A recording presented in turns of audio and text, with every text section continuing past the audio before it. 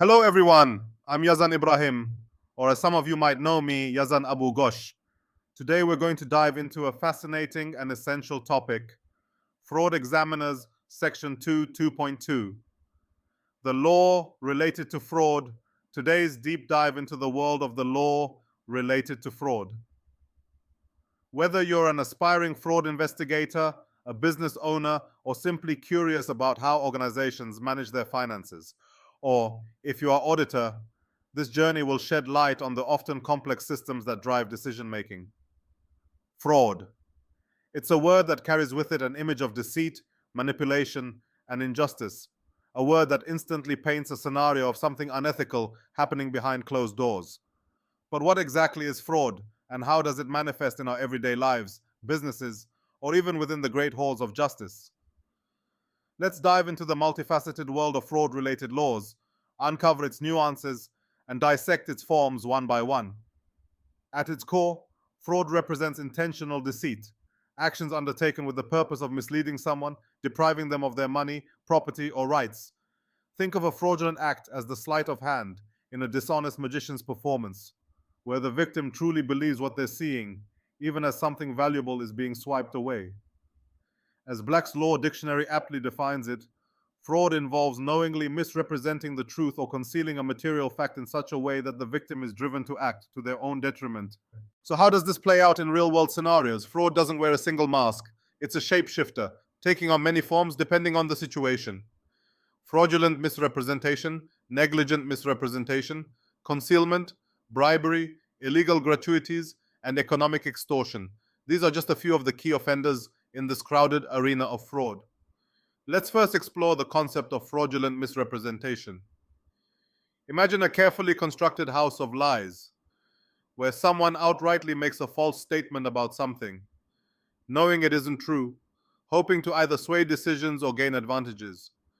It's like someone selling you a car while swearing up and down that it rides perfectly, when in reality, it's a sputtering engine away from total breakdown. 5 elements underpin the case for fraudulent misrepresentation in most jurisdictions: an intentional false statement, the material significance of that statement, knowledge by the defendant that it's false, reliance by the victim on that misstatement, and damages that follow. Importantly, lies about facts, not opinions, typically anchor such accusations. Next is another close cousin: negligent misrepresentation. Here, deceit doesn't come from an intent to lie, but rather from negligence. Think of negligence as forgetting to put a caution wet floor sign out in a busy hallway. You weren't aiming to harm anyone, but by not providing truthful, critical information, that hallway becomes a danger zone. In negligent misrepresentation cases, a false claim is made, again about a material fact, but the defendant failed in their duty to verify its accuracy. The victim relies on the mistaken information and suffers damages as a result. While misrepresentation often involves active statements, fraud isn't always so loud. Sometimes deceit lies in silence, concealment of material facts. This happens when someone has a clear duty to disclose important information but chooses not to, in order to mislead another party. Picture a financial advisor reviewing a summary of potential investments, but conveniently leaving out the high-risk sections in order to sway their client toward a specific choice. This type of fraud thrives in relationships of trust, like those between lawyers and clients or accountants and their firms. And then there's bribery. While the word may conjure up images of envelopes stuffed with cash being slid discreetly across a table, modern bribery extends far beyond.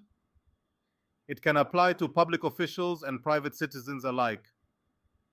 Bribery happens when something of value is offered, given, or received with the aim of influencing an act or decision.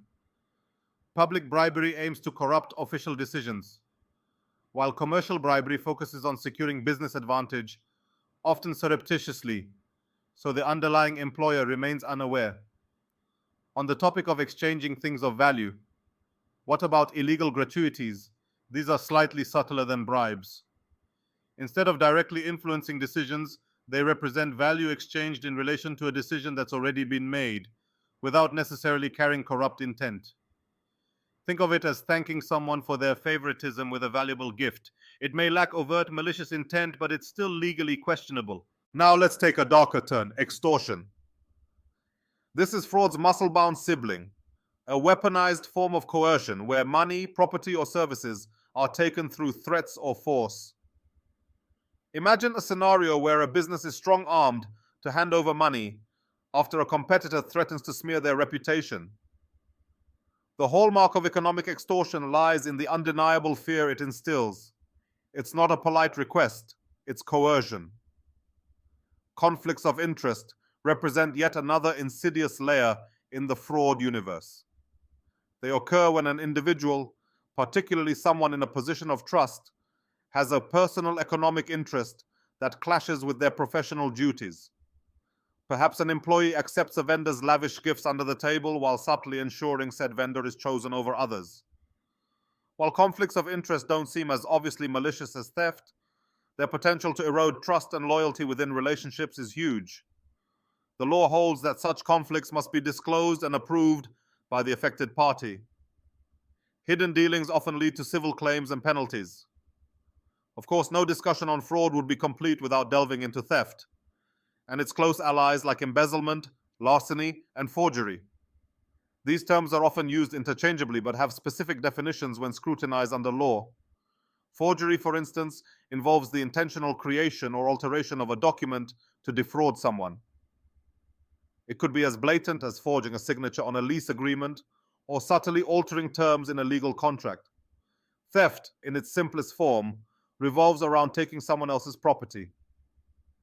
But nuances arise with terms like embezzlement, where the offender had permission, lawful possession of the property, but converted it dishonestly into their own. On the other hand, larceny involves stealing something without ever having lawful possession of it to begin with. Theft even takes an intellectual turn when we talk about trade secrets. In a world propelled by innovation and proprietary knowledge, protecting trade secrets, whether customer lists, formulas, or business plans, is crucial. Misappropriation occurs when someone unveils or uses such secrets without authorization, often after obtaining them through illicit methods. Companies safeguard these secrets with non-disclosure agreements and non-competition clauses, ensuring employees don't walk out with the metaphorical crown jewels to hand them over to rivals. But what happens when those protections fail due to either employee disloyalty or negligence? Breach of fiduciary duty is the answer. At the heart of fiduciary relationships lies an unshakable trust. From CEOs to lawyers, fiduciaries act on behalf of others, prioritizing their best interests. Acting otherwise, whether by exploiting opportunities for personal gain or neglecting duties entirely, triggers liabilities ranging from loss recovery to compensation forfeitures. Still, even these comprehensive measures can fall apart without the law's intervention in gross negligence cases. Gross negligence isn't just an ordinary mistake. It's an act so careless that it borders on reckless disregard for potential harm. Employees, contractors, or agents can all be held to account for actions that stray this far beyond acceptable behavior. As our journey through fraud draws to a close, one final concept looms in its complexity: conspiracy. When two or more individuals come together, intent on orchestrating an illegal act, the entire group's combined efforts are scrutinized under conspiracy law. Whether it's a secret meeting, a phone call, or preparing fake documentation, a single overt act that furthers the agreed goal can implicate every conspirator. The web of deceit grows thicker, showing how far-reaching fraud's influence can be. At the heart of these intricate legal frameworks lies one simple truth: fraud thrives in the shadows, feeding on misinformation, trust, and opportunity. By unpacking and understanding its forms, elements, and defenses, we arm ourselves with the knowledge to confront it head-on. Corruption. It's a word that conjures images of shadowy deals, mysterious handshakes, and funds disappearing into the void. But at its core, corruption is more than just dramatic intrigue. It's a global issue affecting justice, governance, and even the fabric of international business. Today, we're diving deep into the laws, frameworks, and strategies the world has put in place to combat corruption and foster integrity, transparency, and accountability. Let's start by imagining a massive web, a web where the strands are interconnected deals, transactions, and communications. At the center lies the dark force of corruption, bribery, embezzlement, and obstruction of justice, pulling the strings. To fight its influence, nations and organizations have created a shield, anti-corruption laws and treaties designed to disrupt and dismantle corrupt networks. Throughout this journey, you'll see how these shields work and why they matter. The power of conspiracy. To understand corruption, we first need to tackle the concept of conspiracy. Conspiracy is like a behind-the-scenes plan, where multiple players secretly collude to break the law. The advantage for prosecutors here is this: when one conspirator commits a crime, all members of the conspiracy can be implicated. They are bound by their purpose, as if acting together as one shadowy entity. But there's an interesting twist. Corporations cannot conspire with their own employees. Still, they can collude with outside parties, and that's where things often get tangled. Now let's layer on obstruction of justice. Imagine someone destroying evidence or bribing a witness to disrupt an investigation or a trial. That's obstruction. It's a broad, dangerous weapon of corruption, whether it's tampering with evidence, threatening court officials, or influencing government audits. By impeding investigations, obstruction isn't just a crime. It's often a flashing sign of broader misconduct. The truth under oath, perjury. Next, picture yourself in a courtroom. The judge, jury, and lawyers are all intent on uncovering the truth. But what happens when someone lies under oath? That's perjury. Deliberately making false statements about material issues that could change the course of justice. The weight of proof in cases of perjury revolves around intent, awareness, and impact. Was the false statement knowingly made? Was it material to the case? And did the person intentionally lie? Whether in courtrooms, depositions, or hearings, false statements under oath strike at the very heart of justice.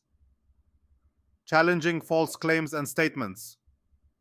Let's shift our focus to fraud against the government, false claims and false statements. Fraud here doesn't need to be elaborate or even directly deceive the government. A false claim could simply be a misrepresentation designed to obtain government funds or property. Statements, on the other hand, include anywhere a fact is twisted, be it in words or in writing. With these cases, the idea of materiality comes into play. That is, false claims and statements must significantly influence the decisions or purview of the agency involved. And perhaps the most striking aspect, even without direct loss to the government, these falsehoods matter. It's the act itself, manipulating decisions or abusing influence, that underpins the law. Global battles against corruption. Zooming out to the global sphere, post-1990s initiatives marked a key turning point. With treaties like the Foreign Corrupt Practices Act, FCPA, and the UK Bribery Act, the war on corruption became a worldwide effort. But understanding these laws means dissecting their core principles. The FCPA, for example, takes aim at the most insidious aspect of cross-border bribery: payments intended to secure business advantages. These provisions go beyond just money. Anything of value offered to sway foreign officials is prohibited. Yet the law makes a slight allowance for facilitating payments, like small fees to expedite routine services such as permits. It's a small crack in an otherwise robust framework for fairness in international business. On the other hand, the UK Bribery Act removes even that facilitating payment exception. Its strict liability clause ensures companies are held responsible for not preventing bribery within their operations, regardless of intent, a stricter stance compared to the FCPA, the role of international cooperation. What makes these instruments remarkable isn't just their provisions, but the way they foster collaboration. Consider the OECD Anti-Bribery Convention. This legal commitment creates a unified standard where 44 countries have criminalized the bribery of foreign officials. Importantly, it focuses solely on the supply side of bribery, the offering party. Meanwhile, the United Nations Convention Against Corruption, UNCAC, takes it further by addressing both the supply and demand, acknowledging and criminalizing extortion and abuse of power as well. Complementing these efforts, the OECD's 2009 recommendations emphasize corporate self-regulation, transparency, and whistleblower protection.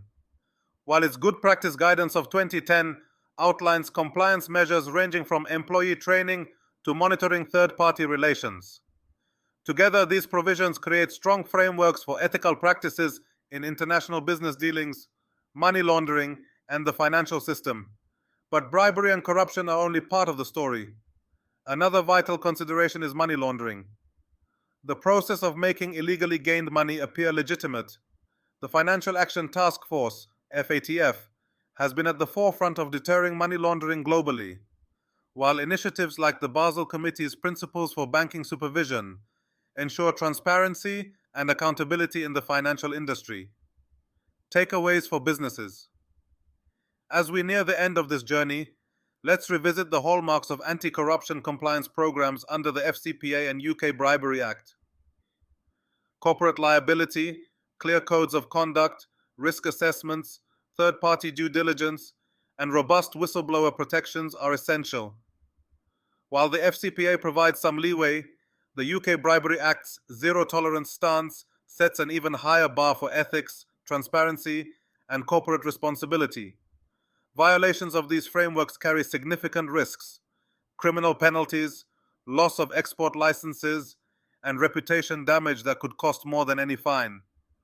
But beyond enforcement, the real victory lies in prevention, creating a world where fairness and integrity triumph over corruption. Thank you for watching, and as always, continue learning. Stay curious, and we'll see you next video.